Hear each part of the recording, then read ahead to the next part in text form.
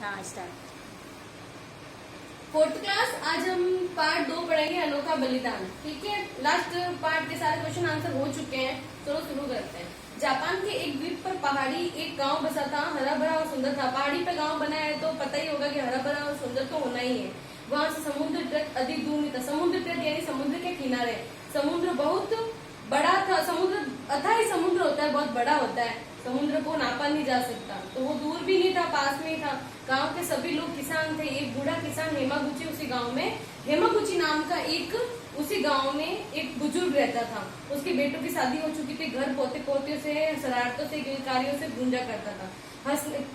एक दिन धूप खिली हुई थी, फसल पक चुकी थी, किसान प्रसन्न थे। अब फसल पकती है तो किसान खुश होते हैं, क्योंकि फसल बेची जाएगी, फसल बिक जाएगी तो उनके पास पैसे आएंगे और वो अपनी सारी जरूरतों को पूरा करेंगे। तो वो बहुत खुश थे उस दिन।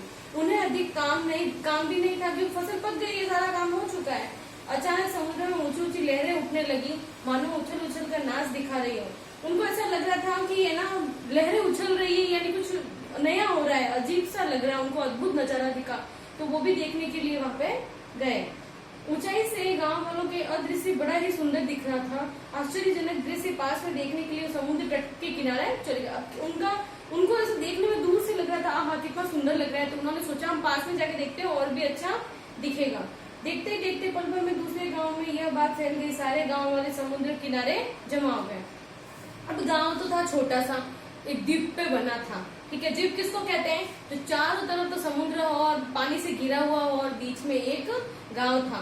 उस गांव पे पहाड़ी में रहते थे। उनको क्या पता, उनको दूर से दिख रहा था। उन्होंने सोचा चलो पास में जाके देखते हैं, और सुंदर दिखेगा। समुद्र के किनारे गांव छोटा था तो एक ही छोटी सी बात कितनी जल्दी फैल जाती है। तो वैसे ही एक से एक करके सबको पता चला और सारे गांव वाले समुद्र के किनारे जमा हो गए। हेमागुची जब मंदिर से पूजा करके निकला तो उसे गांव की गलियां सुनी सुनी लगी। अब वो पूजा करके निकला हेमागुची, तो उसे इतना सूनापन क्यों है, क्या हुआ, सब गांव वाले कहाँ चले गए? उसने चारों ओर नजरें घुमाई। उसकी बूढ़ी आंखों ने देख लिया कि समस्त जन समूह यानी जो जन का समूह, यानी जो इतने सारे लोग हैं, पूरे गांव वाले सारे वहाँ समुद्र के तट पे इकट्ठे हुए हैं, जमा हो गए हैं। यह दृश्य देखकर भयभीत हो उठा। वो बहुत डर गया। गांव सभी बुजुर्ग आदमी होने के नाते केवल जानता था कि लहरों खेल नहीं, विनाश की सूचना है। अब हेमागुची को पता था, बुजुर्ग था, उसको पता था, उसने बहुत सारी दुनिया देखी थी, उसने बहुत सारे मतलब जीवन में सुख दुख देखे थे। उसको पता था कि ये लहरों का खेल नहीं, ये कोई खिलौना नहीं है जो खेल खेल रहे हैं, ये एक विनाश का कारण भी बन सकता है, नुकसान हो सकता है। वो डर गया। उसके लंबे जीवन में ऐसे दो अवसर आए, यानी एक बार वो पहले ऐसी चीज देख चुका था तो उसको अनुभव था इस चीज का। जब लहरें इस तरह उछलने के बाद भी भयानक चक्रवर्ती तूफान आया था। एक पहले भी चक्रवर्ती तूफान आ चुका था, इसलिए उसने सोचा कहीं मेरे गांव वालों के साथ कोई घटना ना घट जाए। हेमागुची जानता था कि गांव वालों को तुरंत पहाड़ी की ऊंचाई पे बुलाना बहुत जरूरी है। यह काम वृद्धा अवस्था में कैसे, अब बेचारा बूढ़ा था, वो भी कैसे भाग के जाता और आता, कहता बुलाता। इसीलिए उसने सोचा अब क्या किया जाए। वह इतनी जल्दी नीचे भी नहीं जा सकता था। यदि वो उसने 10 वर्ष के पोते को लोगों के पास भेजता तो चहल पहल और हंगामे में उसकी बात कौन सुनता। समय बहुत ही कम था, तुरंत लोगों को बुलाना आवश्यक था। उसके पास समय बहुत कम था, क्योंकि लहरें बहुत ऊंची ऊंची उठ रही थी। और उसके बाद में उसने 10 साल के पोता था, उसने सोचा उसको भेज के बुलवा लूं। तो उसने कहा उसकी बात कौन सुनेगा इतनी हल्ला उड़र में। अब इतना हल्ला हो रहा था, शोरगुल हो रहा था, उसकी बात कौन सुनने वाला था। कुछ निश्चय करके हेमागुची फौरन अपने खेत में गया। उसने अपने पोते को घर से जलती हुई मसाल लाने को, मसाल क्या होती है आपने देखा होगा टीवी मूवीज में, एक मसाल मूवी भी थी बहुत पुरानी। और लेकिन आप देखो ये मसाल ऐसी होती है जो है ना जल रही होती है। उसने क्या कहा कि मसाल लेकर आओ। ये पहले मसाल क्यों जलाते थे? पहले लाइट तो होती नहीं थी, तो जगह जगह पे मसाल रोशनी के लिए जला के रखते थे। आपने रामायण महाभारत में देखे ही होंगे, जगह जगह पे जलते थे। पहले थोड़ी थे लाइट बल्ब और इसकी सुविधा कहाँ थी पहले। तो उसी तरीके से उसने जल से मसाल जलते हुए मसाल को लाने के लिए कहा। बालक ने तुरंत मसाल लाकर अपने दादाजी के हाथ में दे दी। हेमागुची ने अपने खेत में आग लगा दी। खड़ी फसल आग पकड़ ली। उठती हुई आग की लपटें धुएं को गांव के लोगों को देखा, भयभीत हो गए। अब पकी हुई फसल थी, आग जल्दी पकड़ेगी। अब जलती हुई आग को देखकर गांव वाले सोचे ये आग कहाँ से लग गई। ध्यान समुद्र की लहरों से उठकर गांव की ओर चला गया।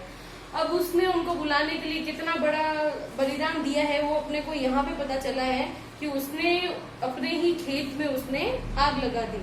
लोगों का ध्यान बटाने के लिए, ताकि उस लहरों की बजाय इधर की ओर आए और ये लोग भागते हुए अपने गांव की तरफ आ जाए, ताकि उनको कोई खतरा ना हो।